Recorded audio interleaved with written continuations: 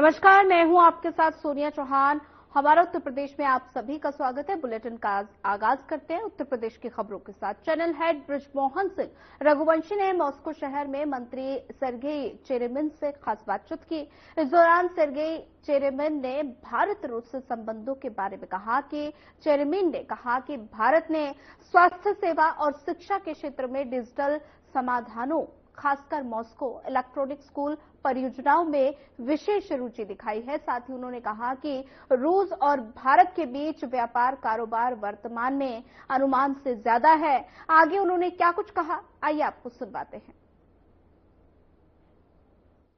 Russia के economical minister हैं और आज उनसे बात करते हैं। Sir, it's a great opportunity today.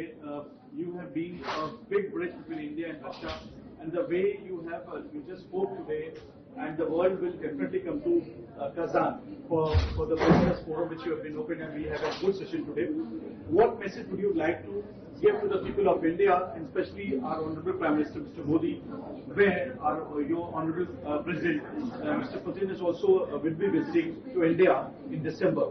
So how do you take it as internationally relations, and what will you like to say, sir?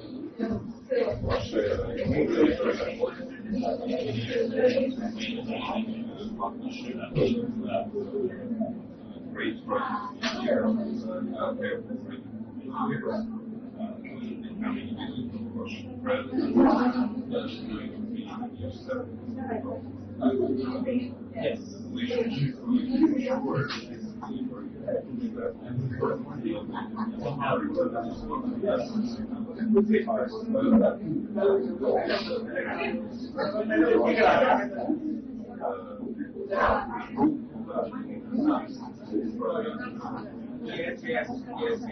You and the meeting, you photos you sent to us, I remember. Yes. So I go.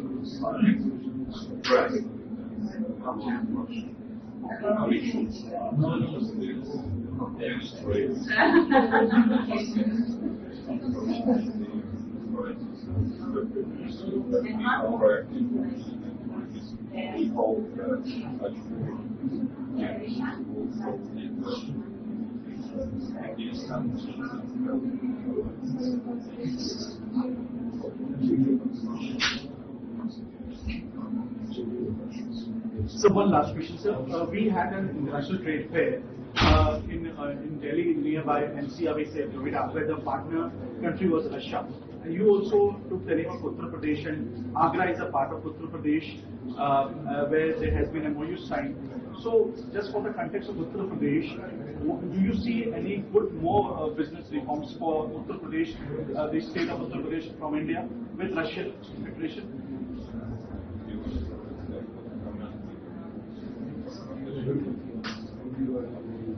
Thank you, sir. Thank you so much, sir. मुख्यमंत्री आवास पर जनता दर्शन कार्यक्रम का आयोजन किया गया, जहां CM योगी ने प्रदेश भर से आए लोगों की समस्याओं को सुना। सभी पीड़ितों से मुलाकात कर उनकी समस्याओं को सुना और अधिकारियों को जल्द समाधान के निर्देश भी दिए। साथ ही सीएम योगी ने जनता दर्शन में आए बच्चों को चॉकलेट भी दी।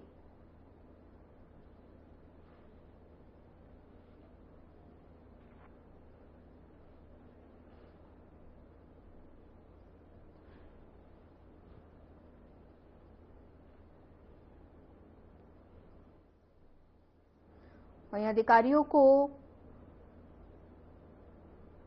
निर्देश दिए हैं। साथ ही सीएम योगी ने बच्चों को चॉकलेट भी बांटी।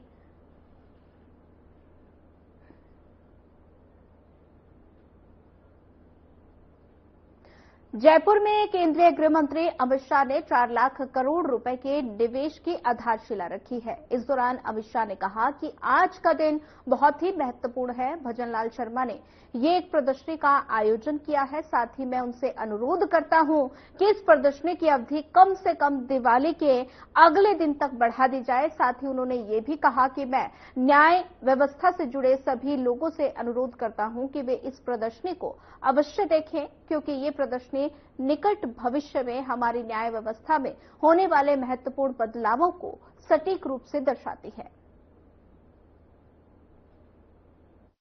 साथ बोलिए, भारत माता की। क्यों भाई, काफी युवा है, क्या हो गया राजस्थान वालों की आवाज को? ऐसी आवाज नहीं होती भाई। दोनों हाथ उठाकर विकसित राजस्थान के संकल्प की मुट्ठी भींच कर बोलिए। उठाइए जरा दोनों हाथ अंत तक और प्रचंड आवाज से बोलिए, भारत माता की। वंदे वंदे। मंच पर उपस्थित राजस्थान के लोकप्रिय मुख्यमंत्री श्रीमान भजनलाल जी,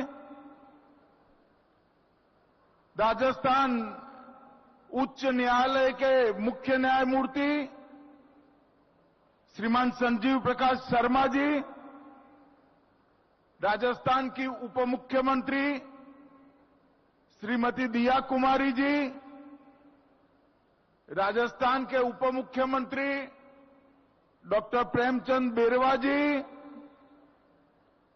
संसद सदस्य और भाजपा के प्रदेश अध्यक्ष श्रीमान मदन राठौड़ जी, विधि मंत्री राजस्थान जोगाराम पटेल जी, केंद्रीय गृह सचिव श्रीमान गोविंद मोहन जी, मुख्य सचिव राजस्थान श्री सुधांशु पंत जी, पुलिस महानिदेशक राजस्थान श्री राजीव कुमार शर्मा जी, श्री आलोक रंजन जी, यहां पर उपस्थित राजस्थान कैबिनेट के सभी सम्मानित सदस्यगण, विधायकगण, सांसदगण और न्यायपालिका से और न्यायिक प्रक्रिया से जुड़े हुए और जुड़ने वाले सभी लोगों का मैं मनपूर्वक अभिवादन करता हूं, प्रणाम करता हूं। भाइयों बहनों, आज का कार्यक्रम एक प्रकार से विकास और न्याय दोनों का समन्वय करने वाला कार्यक्रम है। एक और तो तीनों आपराधिक नए कानून, जिसके माध्यम से देश की आपराधिक न्याय प्रणाली में हम आमूल चूर परिवर्तन करना चाहते हैं। देश भर की जनता को संविधान से मिले हुए सारे अधिकार समय पर और सुलभ तरीके से मिले, ऐसी व्यवस्था करना चाहते हैं। इसका परिचय कराने वाली एक अत्याधुनिक प्रदर्शनी यहां पर शुरू हो रही है। और दूसरी ओर राजस्थान के विकास को तेज गति देने के लिए राइजिंग राजस्थान में जो 35 लाख करोड़ के एमओयू हुए, उसमें से 3 लाख करोड़ के एमओयू जमीन पर उतर चुके थे और 4 लाख करोड़ के आज भूमि पूजन का कार्यक्रम इसी मंच से समाप्त हुआ है। और इसके साथ हजारों करोड़ रुपए के विकास के कार्यक्रम यहां शुरू हुए हैं। मित्रों, आज का दिन बहुत महत्वपूर्ण दिन है। भजनलाल जी ने यहां एक प्रदर्शनी लगवाई है। मेरा उनसे आग्रह है कि प्रदर्शनी का कार्यकाल थोड़ा बढ़ा दीजिए, समय बढ़ा दीजिए, दीपावली के अगले दिन तक इसको कर दीजिए।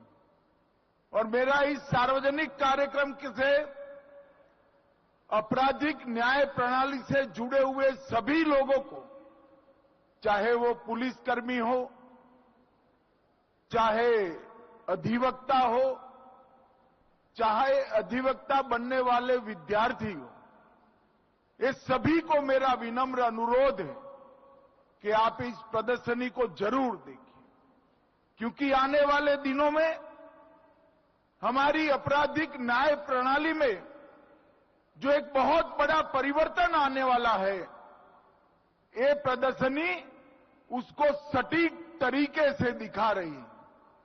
इसी के माध्यम से आप जान पाएंगे कि 160 साल पुराने कानूनों को समाप्त कर नरेंद्र मोदी जी जो नए 3 कानून लाए हैं, इससे किसी भी एफआईआर देश भर में 2027 के बाद होगी। पूरी व्यवस्था लागू होते होते 2 साल और लगेंगे, परंतु 2027 के बाद जो भी एफआईआर होगी, इसको 3 साल के अंदर ही सुप्रीम कोर्ट तक न्याय देने की व्यवस्था इस कानून से हो जाएगी। पूरे देश में कोई किसी के भी साथ अन्याय होता है तो वो कोर्ट में जाना पसंद नहीं करता है। हमारी न्यायिक व्यवस्था की छवि न्याय समय पर न मिले ऐसी बनी है, और मैं विश्वास के साथ राजस्थान की जनता को बताने आया हूं कि 3 आपराधिक न्याय प्रणाली के कानून आपको समय पर सुलभ तरीके से, सरलता से न्याय देने का काम करेंगे। मोदी जी ने ईज ऑफ लिविंग के लिए ढेर सारे परिवर्तन किए हैं, परंतु इसके साथ ही ये कानूनों के अमल के साथ ही ईज ऑफ जस्टिस के लिए भी बहुत बड़ा परिवर्तन होगा। और मित्रों, मैं कहना चाहता हूं कि कानूनों के माध्यम से हमारी आपराधिक न्याय प्रणाली, क्रिमिनल जस्टिस सिस्टम दंड की जगह न्याय से प्रेरित होकर काम करेगी। पूरे देश में इसका सटीक क्रियान्वयन हो चुका है और इसका गृह मंत्रालय भारत सरकार के माध्यम से सभी राज्यों को सहायता और फॉलोअप करने के लिए भी मार्गदर्शन मिल रहा है। यहां डीजीपी साहब बैठे हैं राजस्थान के। राजस्थान वालों को मालूम नहीं है कि ये यहां आने से पहले इसी कानून के इम्प्लीमेंटेशन के साथ जुड़े थे। श्री राजीव शर्मा का बहुत बड़ा योगदान है इस कानूनों को पूरे देश में लागू करने के लिए। और मित्रों, ये कानून जब संसद में पास हुए, एक बहुत वरिष्ठ अधिवक्ता का मुझे फोन आया था। कितने सालों से मैं न्याय दिलाने का काम करता हूं, मगर अंग्रेजों द्वारा बनाए हुए, अंग्रेजों के पार्लियामेंट में पारित हुए और अंग्रेजी शासन बचाने के लिए बने हुए कानून की जगह भारतीयों ने बनाए हुए, भारतीय संसद में पारित हुए और भारतीयों को न्याय दिलाने वाले कानून की ये शुरुआत एक ऐतिहासिक बात है। और मित्रों, इससे एक लंबी हमने चर्चा की प्रक्रिया की। 3200 से अधिक सुझाव कई जगह से आए। 42 सांसद, अनगिनत आईपीएस अफसर, हाई कोर्ट, सुप्रीम कोर्ट के अधिवक्ता, जज साहब, कई लोगों के सुझाव per day to day consider कर मीटिंगें कर लगभग 3 साल की लंबी प्रक्रिया के बाद ये कानून बने हैं। ये कानून में महिला और बच्चों के खिलाफ अपराधों के लिए अलग चैप्टर दिया है। EFIR और 0 FIR का प्रावधान किया है। सभी जब्ती की वीडियोग्राफी अनिवार्य कर दी है और 7 साल से ज्यादा सजा जिसमें है, ऐसे हर अपराध के लिए फॉरेंसिक जांच को हमने कंपलसरी किया। और मैं आज राजस्थान की जनता को बताने आया हूं, राजस्थान में सजा कराने का दर 42% था, 42%। पुलिस 100 लोगों को पकड़ती थी, इसमें से सिर्फ 82 लोगों को सजा होती थी। ये कानून लगाए हुए 1 ही साल हुआ है और ये 42% को हम 60% तक पहुंचाए। और मित्रों, मैं आपको विश्वास दिलाता हूं, जब इसका संपूर्ण इंप्लीमेंटेशन हो जाएगा, ये 60% से भी बढ़कर 90% तक सजा का दर जाएगा। ये सभी प्रकार के वैज्ञानिक प्रावधान इस कानूनों में किए हैं। इस कानून के सुचारू इंप्लीमेंटेशन के लिए हमने दूरदर्शिता के साथ 2020 में ही नेशनल फॉरेंसिक साइंस यूनिवर्सिटी बना दी थी और इसकी देश भर में धीरे धीरे एफिलेटेड कॉलेजेस खोलकर एक नया कार्यबल, वैज्ञानिक जांच करने वाले युवाओं का कार्यबल हम बना रहे हैं। इन नई संहिताओं में आतंकवाद, मॉब लिंचिंग, संगठित अपराध और डिजिटल अपराध की व्याख्या भी हमारी न्याय प्रणाली में पहली बार की है। और इस कानून में कुल मिलाकर 29 से ज्यादा जगहों पर समय की मर्यादा तय की। 90 दिन में ही पीड़ित को अपडेट देना है, 14 दिन में पुलिस रिपोर्ट की आपूर्ति पीड़ित को कर देना है, 60 दिन में और 90 दिन में चार्जशीट कर देना है। अगर कोई देश छोड़कर जाता है या कानून की शरण में नहीं आता है तो ट्रायल इन एब्सेंशिया, इनकी अनुपस्थिति में ट्रायल कर सजा कराने का प्रावधान भी हमने किया है। इसके साथ साथ डायरेक्टर प्रोसिक्यूशन, इसकी भी स्थापना की है। मित्रों, ये जो बदलाव है एक प्रकार से ऐतिहासिक बदलाव है। मैं विश्वास के साथ कह रहा हूं, ये जो रिफॉर्म आया है वो 21वीं शताब्दी का सबसे बड़ा रिफॉर्म हमारे 3 क्रिमिनल जस्टिस कानूनों को आगे लागू करना है। और इसके कंप्लीट इंप्लीमेंटेशन के बाद हमारी आपराधिक न्याय प्रणाली, क्रिमिनल जस्टिस सिस्टम पूरी दुनिया में सबसे आधुनिक आपराधिक न्याय प्रणाली बन जाएगी, इसका मुझे पूरा विश्वास। मित्रों, कई सारे मामलों में 25-25, 30-30 साल तक हम सजा नहीं करवा पाते, लोगों को न्याय नहीं देते थे और इससे अब मुक्ति मिल जाएगी। जब हमने तय किया 60 दिन में चार्जशीट कर देना, चालान लागू करना और 90 दिन गंभीर अपराधों के लिए, तब सबके मन में संशय था ऐसा हो पाएगा। सिर्फ 1 साल हुआ है, देश में लगभग 50% से ज्यादा चार्जशीट समय पर होने लगे हैं और मुझे पूरा विश्वास है 1 और साल में ये 90% तक पहुंच जाएंगे। इसके तहत लाखों पुलिस अधिकारी, हजारों न्यायिक अधिकारी और एफएसएल के कर्मचारी, जेल के कर्मचारी, सभी का ट्रेनिंग का काम भी हमने पूरा कर दिया है। iGOT पोर्टल के माध्यम से भी ट्रेनिंग और प्रशिक्षण हो रहा है और अब कहीं पर भी पर्सनली कोर्ट के सामने जाने की गुंजाइश बहुत कम छोड़ी है। जेल से भी अपराधी वीडियोग्राफी से अपनी पेशी लगाएंगे। अलग जगह पे कोई पुलिस अधिकारी है तो वो भी वीसी से पेश हो सकते हैं। बैंक के कर्मचारी, अस्पताल के डॉक्टर और एफएसएल के वैज्ञानिक वो भी वीसी से अपीयर होंगे।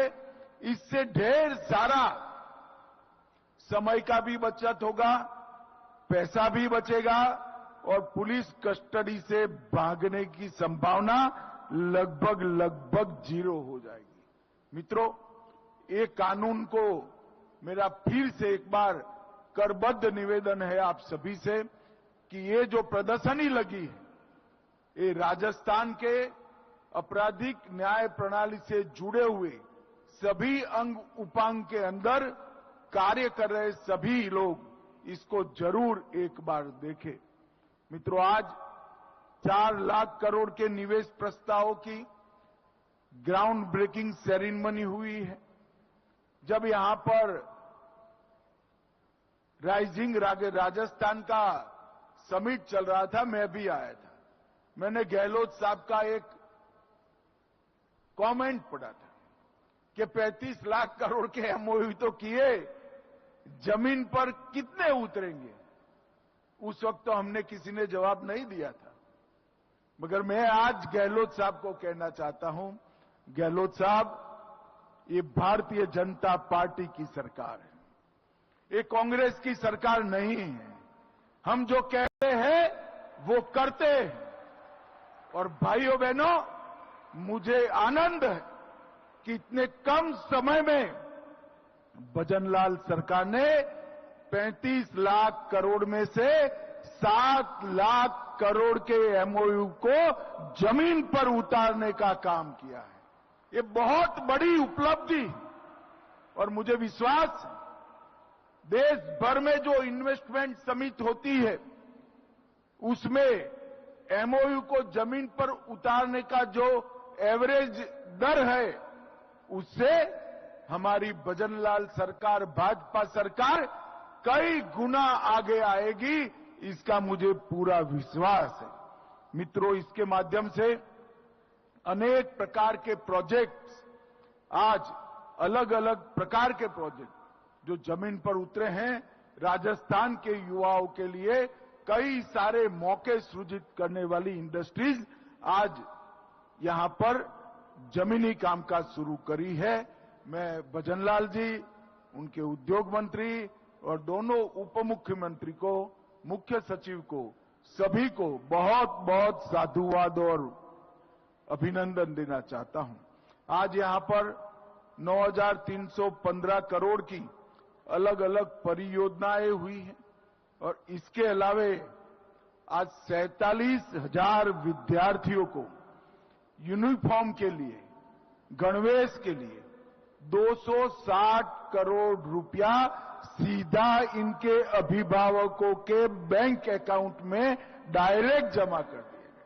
मुझे याद है, मैं प्रचार करने आया था, हम सरकार बदलने की गुहार करते थे, उसमें एक मुद्दा ये भी था कि कांग्रेस की सरकार विद्यार्थियों के यूनिफॉर्म में भी कटकी और बटकी दोनों कर रही है। आज भजनलाल।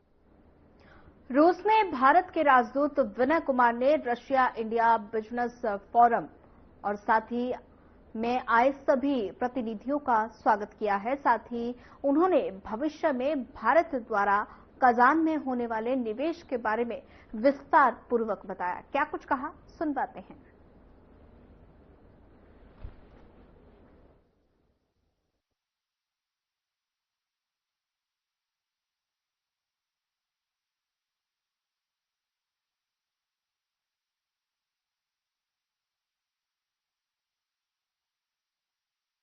कार्यक्रम में शामिल हुए प्रतिनिधि और भारत के राजदूत ने स्वागत किया है। तो ये तस्वीरें आप देख सकते हैं रूस के कजान शहर की, जहां पर भारत के राजदूत ने स्वागत किया। कार्यक्रम में शामिल हुए प्रतिनिधि रसिया इंडिया बिजनेस फोरम। चलिए फिलहाल इस बुलेटिन में इतना ही। ज्यादा खबरों के लिए बने रहिए हमारे साथ। नमस्कार।